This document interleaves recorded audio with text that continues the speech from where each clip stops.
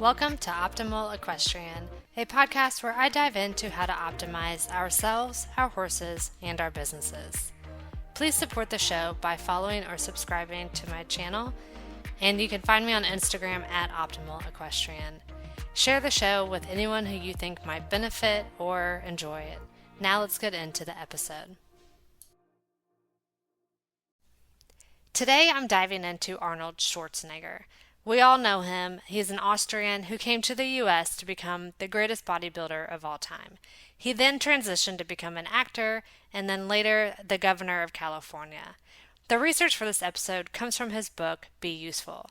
I also watched a documentary on Netflix titled Arnold, and that's how I really got interested into researching him. I had always known who he was, but I wasn't particularly interested in bodybuilding, and I'm not the biggest fan of his movies. But I watched a documentary, and he's just so charismatic and has an interesting life that I just wanted to learn more and more about him, and I'm glad I did. He has multiple books, but I specifically chose his book Be Useful since it's all about his insights into reaching your full potential in whatever avenue that is. In the book, he goes over 7 tools for life, but I'm only briefly going to go over 5 of them. So, how can we learn from Arnold Schwarzenegger as equestrians? So, let's jump into the first thing. He is a big believer in visualization, and I talked about this in the Mind Gym episode a lot, but he gives a little more detail into his own experience and how you can create a vision for your own life. He has a little different take on it. So, there's a quote from him that I love that says, "The only difference between them and us is the clarity of the picture we have for our future, the strength of our plan to get there, and whether or not we have accepted that the choice to make that vision a reality is ours and ours alone." And so he says that there's really 2 ways that you can create a clear vision. And he started with a broad idea and then zoomed in. So what's your obsession? And then how can you turn that into a career? What are the steps you need to take to achieve that? Versus the other way would be to do the opposite and start small and kind of build out until a big, clear picture reveals itself to you. So for most equestrians, we know broadly that we want to work with horses. So within that, is there a particular part of the industry that you're obsessed with? Maybe it's the riding or teaching, or maybe you're passionate about rehab or body work or trimming. Maybe you've learned about all the different things that can go wrong with the horse's feet, and so you want to start there, and you just find a passion for it. And so how can you take that and develop it into a career? But he really talks about not just doing, that's an important part, but you need to really sit down and visualize every single minute detail of what that end goal looks like. How do you want your daily life structured? What's the peak of it look like? How does it feel? Once you have that detailed vision, what are the steps that you need to take to achieve it? You need to back engineer it, which we've also talked about this in previous episodes, but back engineer it all the way down to the tiny tasks that you can start doing today to get you there. And then what can you do tomorrow to get you even closer? And then a month from now and next year, etc. And he's also a big believer in every single day finding some time and a place where you can quietly sit and just think and let inspiration and ideas come to mind. He uses his jacuzzi to do this. And he says every single day it's just a relaxing place where there's no noise. You don't think about all the stresses of life and all the chatter about life that goes on. And he just likes to sit there and daydream and find out where he's going to go next and what he wants to do, what he wants to achieve, and just keep building and building on that. He really, really stresses the importance of this, and it's not just once or monthly, but he does it literally every day. You can go for a walk in nature, take a bike ride, or just find a quiet room in your house with no distractions and sit and daydream. Here's another quote I love from his book. He says, "You not only have to know what you do want your life to look like, you also have to know what you don't want. There are a lot of things that you can end up settling for in this world that will get you a knockoff version of your goals. But that ultimately will knock you off course. Knowing what is and isn't success brings crystal clarity to your vision. I have found a sense of calm because almost every question becomes easier to answer. And this reminds me a lot of the book Essentialism that we just went over. You have to know where your best effort and use of time will lie in order to get you to your number one goal. And you can't let those other things or people and maybe their goals for you take you off of your path. Next exercise he talks a lot about is actually physically looking in the mirror. He says, as uncomfortable as it can be, you have to look at yourself in the mirror every day in order to know where you stand. You have to check in with yourself if you want to be sure that you're moving in the right direction. You have to make sure that the person looking back at you is the same one you see when you close your eyes and visualize the person you are trying to become. You need to know whether or not your vision aligns with the reality of your choices. This is so powerful too to me, especially in the equestrian world. We have to come up with a set of morals when it comes to our training and our goals with our horses, and make sure that our actions are actually aligning with that. It's easy to get caught up in wanting to win, and you kind of forget about what is actually good for your horse and staying aligned with that and keeping your morals aligned with your actions. And it's important to reevaluate that often. Is this horse able to comfortably take you to the level you want to get? Maybe they're okay for the level now, but what level is their limit? Is this trainer using methods that align with my ethics? Never ever sacrifice your morals to achieve your goals. It will eventually just bite you in the ass. The next lesson we can take from him that he talks about is never thinking small. You don't ever want to settle. As you accomplish goals, you should always be evolving them. There is no top or end goal. And if you have one, then once you get there, you need to find a new mission to accomplish.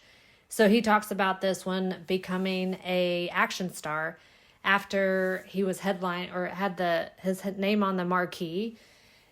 The reporters would say, well, what's next for you now? And he wanted to become the highest paid actor, and he wanted to do comedies and just have different roles and be seen as more than just an action star.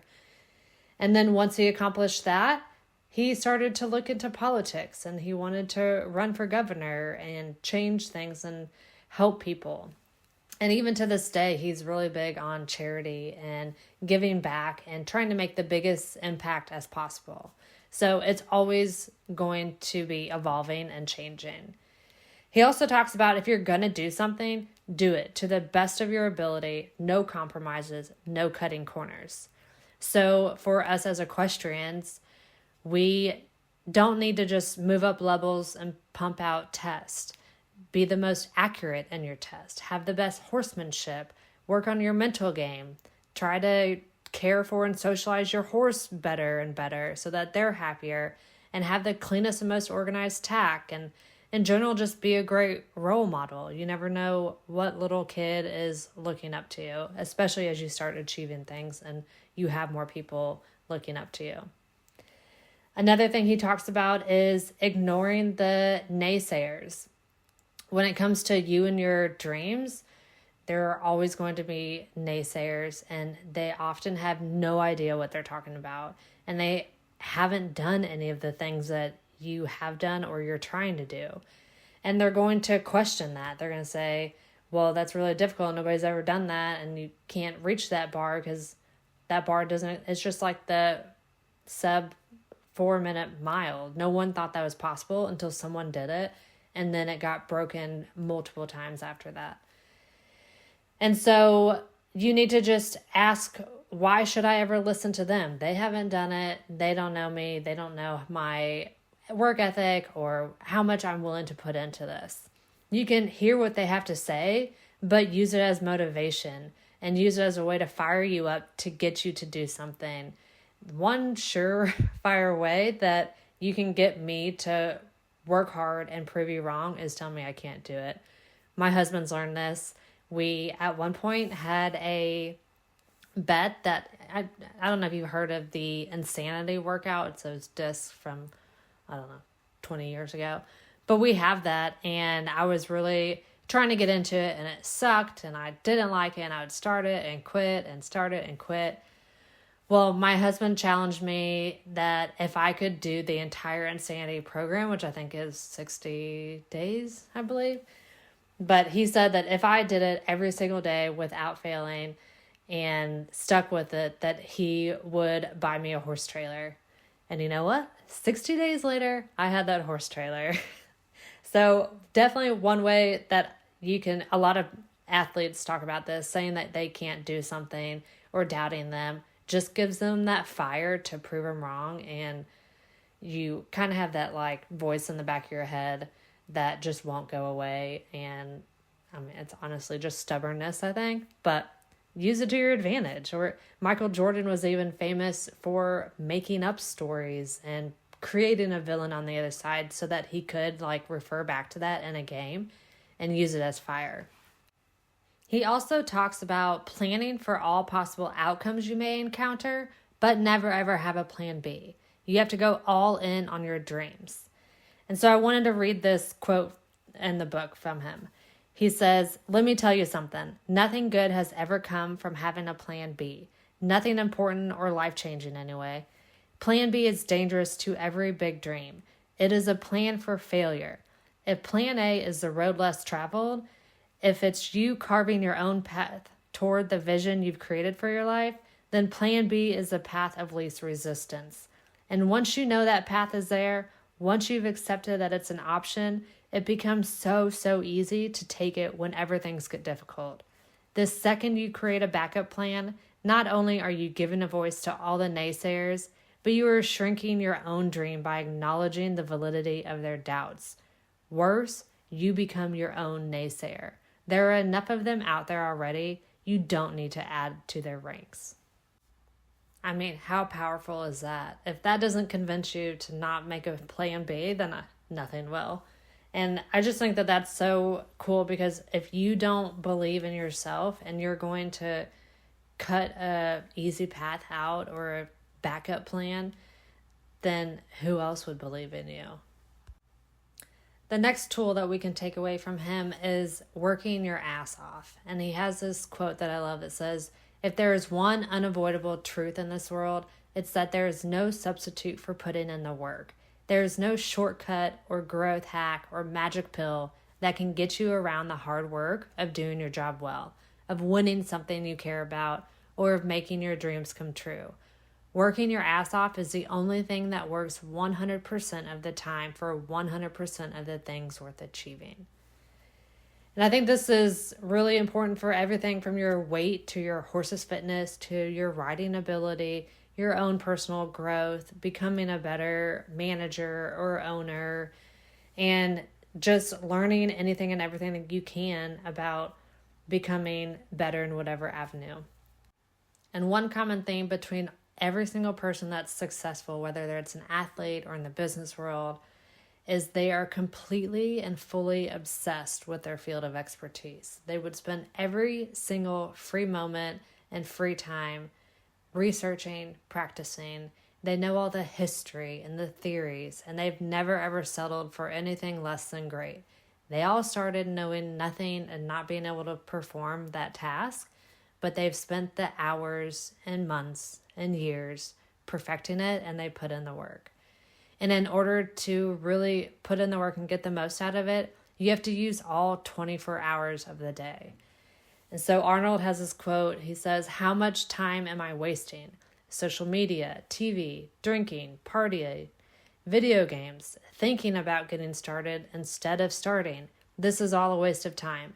Busyness is bullshit. We're all busy. We all have obligations and responsibilities. We all have to eat, sleep, pay the bills. What does that have to do with putting in the work to reach your vision? If it matters to you, make the time."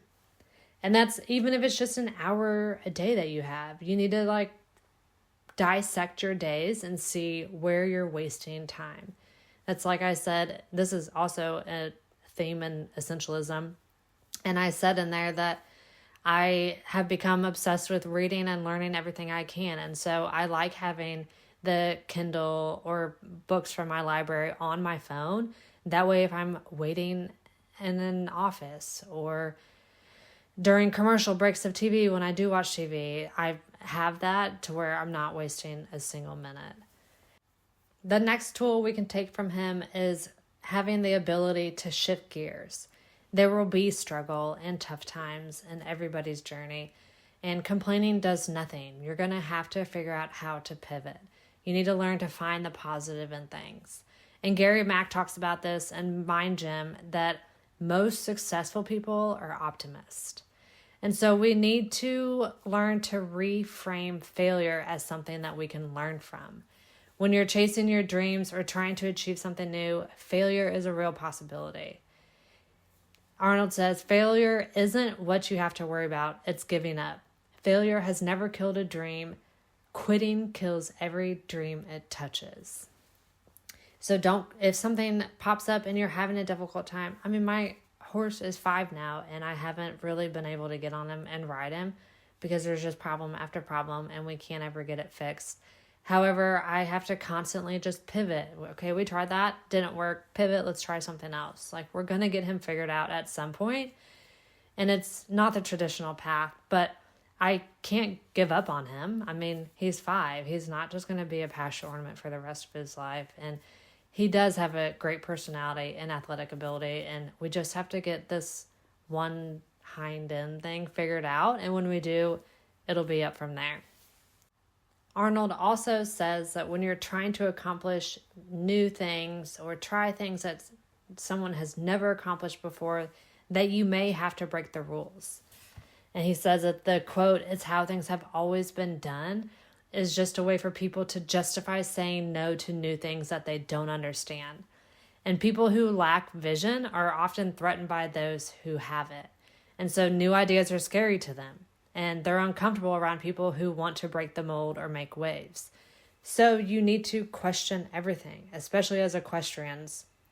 Our world is full of this, from how to train horses and equestrians who don't want to learn horsemanship because it's woo-woo, or punishing a horse for, quote, misbehavior instead of maybe asking, is my horse acting this way because he's in pain? And there's just so many opinions in the equestrian world and they're all opposing.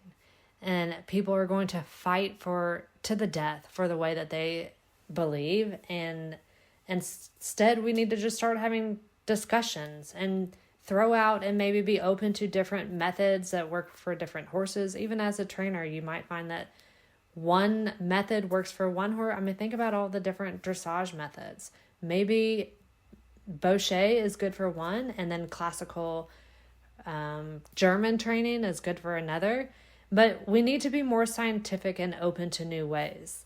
My husband actually just brought this up to me today about my horse's hind end issues, and he was saying that with his own PT, they had done a bunch of things, which some of it included injections and then taking some time off, and his back actually got worse. So he went to a new girl and she was like, okay, well, that didn't work for you. So we're actually going to load your body and start getting you in strength training. And lo and behold, his back has never been better. And so he said, maybe try that with Opie. Try keeping a journal, writing out what I want to do with him strength and rehab wise for a week or a month, and then stop and reevaluate, is this working? And keep a journal. And that can make it a little more scientific. And you can play with adding and taking away different things and see what works and doesn't. And so I just started that, so we'll see how that goes. I'll keep you posted, I'm sure. So yeah, when you do come across tough times or struggle and things start to go wrong, being able to pivot, stay positive, see what the lesson you can learn. Every failure is something that you can learn from.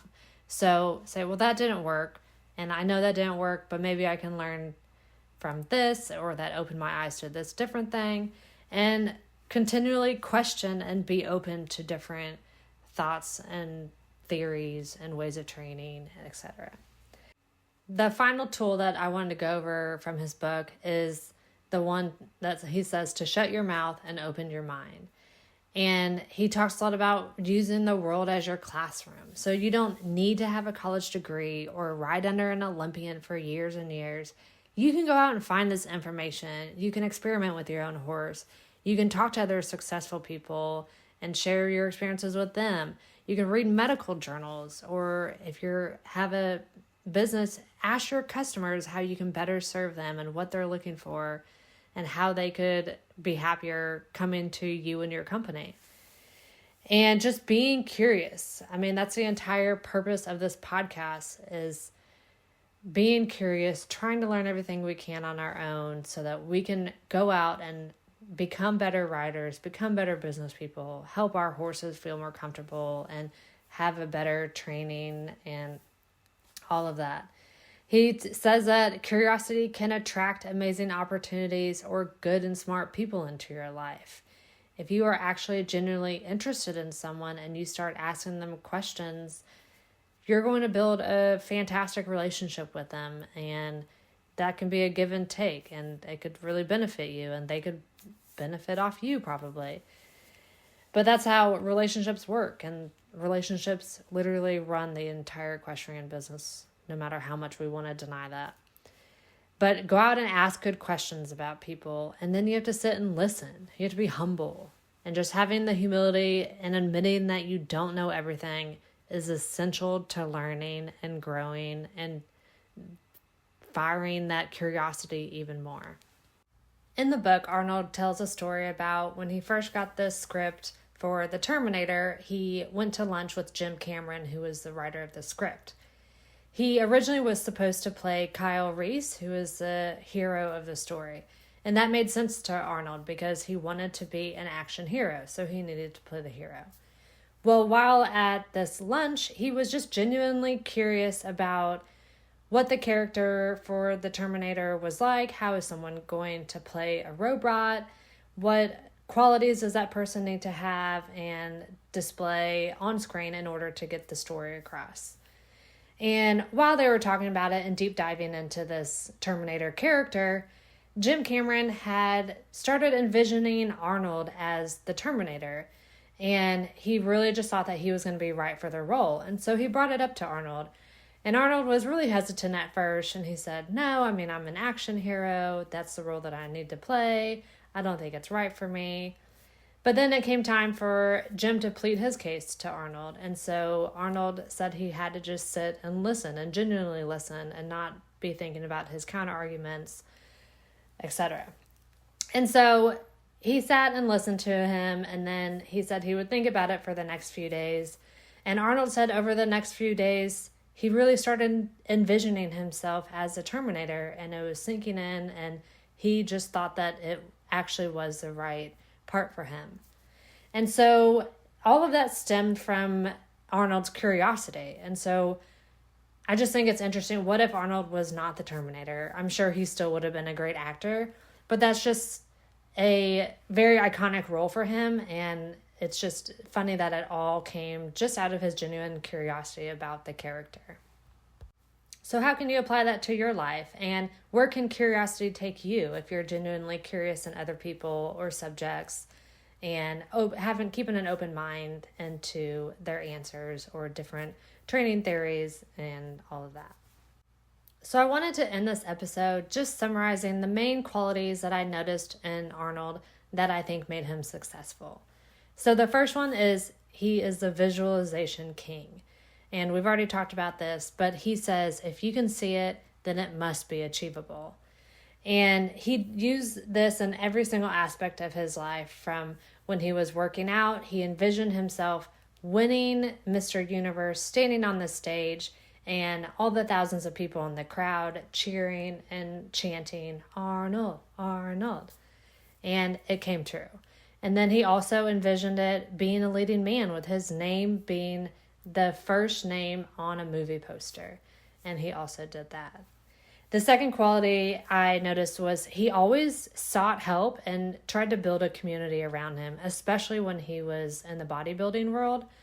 He actually went and found a guy who he came second to in his first Mr. Universe because he wanted to train with him and see what it took to become number one. And he also took along his friend Franco with him his entire life. He always brought him along, training with him. And his gym in general just became a really good place that they all kind of motivated each other. They shared secrets. And even behind stage, they would tell you good luck. And then when you got on stage, now you're the competitor. But off stage, they were supporting each other and just had a really fun community where they helped each other out. And when running for governor, he said Dick Riordan wanted to run as well for the governor in that race, but he ended up backing out and supporting Arnold, even though that he originally wanted to run. And so he had the help from him and his wife's family who were in politics, and they all supported him, even if they were on opposite sides. But he says his entire career, he's just indebted to all those people. He doesn't want to hold the title of being a self-made man because it took all of those people to help him get to where he was today. The next quality I noticed is he is a perfectionist, and he was never ever satisfied with his body. He was never satisfied with just doing the bare minimum for roles, even when he got to a level where he didn't have to pitch himself so hard. And he was a fanatic about preparation, whether that's doing all the reps for bodybuilding and cutting weight, or if he had to do samurai training for a role, or learning to ride horses for a role, knowing the script. And then as a governor, he, before debates, would study topics. But he wouldn't just study the topics, he would also study the candidates. And then he would have jokes planned ahead of time. That way he could get himself out of a hole if he didn't know an answer really well or a topic really well. And all of that, he wanted to be prepared for any situation that may arise. The next quality he really had was working on his weaknesses. He was able to evaluate himself, learn what his assets were and what his weaknesses were, and he would work on those weaknesses until they turned into assets. So one thing in the bodybuilding, his calves were never proportionate. And so he worked really, really hard trying to turn that into an asset for himself. He also would work on his transitions. So Reg Park's mom taught him ballet lessons to work on the transitions, make it more fluid. And that kind of set him apart from everybody else who didn't do that kind of stuff. He also never gave up. At one point, his acting career wasn't going very well. They were doing voiceovers because his accent was too strong. And he was still having a hard time getting roles and being taken seriously. And a reporter asked him when he was going to give up and why he didn't stop because things weren't going well. And he said, well, my vision didn't include giving up. So he thought that was so obvious. Why would I give up? And then also when he was in Austria, before you can get your passport, you have to serve some time in the military. And so he wanted to really get his passport to be able to come to America or travel to do these bodybuilding competitions across Europe. And so he joined the military, but he wanted to be a tank driver. And they told him he was too tall to be a tank driver. And so he didn't give up. He was relentless in trying. And he said he became the ballsiest tank driver that they had. The next quality he had was he always needed competition, and he thought that competition was necessary for him to succeed. It drove him to work harder, and this started when he was a kid. His father would have competitions between him and his brother on little things about chores or who can pick the best flowers for their mom on Mother's Day. And then in bodybuilding, he got beat once, and he was saying to that guy, oh, enjoy it because you're never going to beat me again. And he didn't. He won everything from then on out. And so he really thrived off that competition. Even when it came to movies, Sylvester Stallone was a big competition for him when it came to doing the same type of roles and doing the same kind of movies. And so they would have a competition between each other about who could get the best box office numbers or kill the most people in a movie or use the most guns and all that. They were just constantly competing over little things like that. And it made him better and strive for more even when it came to stuff like movies. The final thing that I really noticed about him was he was constantly evolving and setting new goals. He never settled and always looked for what's next. When he was bodybuilding and winning everything, he had gotten 13 world titles. He said he got bored. He was like, what am I going to do? Win again? Like, that's not fun. And so he got bored doing that. And that's when he decided to master a new skill and go into acting. And then he got to the point where he could walk into any studio and just be offered movies. And he thought, okay, well, this isn't fun anymore. So now how can I make a difference? And he was getting into politics because of the Shrivers. And so that's when he set his sights on governor. And he didn't just want to go through city council and work his way up like most politicians do. He wanted to go straight for the governor. And he never gave up on he never turned his back on the bodybuilding world, and he kept doing movies, but he just wanted to have a new aspiration and master new skills and move towards that. And there's this quote from the documentary from him that I really love. He says, when you're a person that always has a goal, that always has a mission, the less time you have to think about how do I feel today? Am I depressed today? Do I feel sorry for myself? Have I become a victim? Oh my God, I feel so bad about myself. I don't have time for this crap. A lot of times it's people that don't work enough. If you're busy all the time, you don't have time to think about this stuff. Let's just move forward. And I think that quote really embodies who he is. He's a workhorse. He's not going to sit there and dwell on feelings. He's just going to keep moving forward and getting things done. So that's my analysis of Arnold Schwarzenegger. I would highly recommend the documentary. It's the thing that originally got me motivated into looking into him.